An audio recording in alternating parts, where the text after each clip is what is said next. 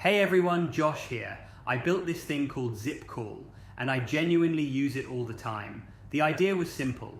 I wanted a way to make international calls, especially to the Philippines, without the usual nonsense. No downloading apps, no complicated setup, no random fees. Just a clean browser-based calling tool that actually works.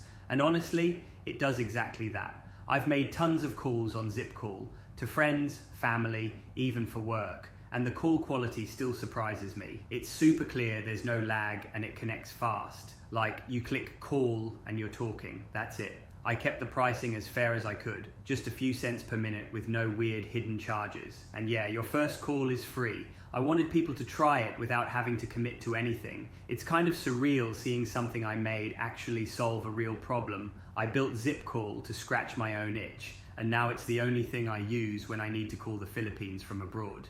If you try it, let me know what you think. I'm always tweaking things to make it better.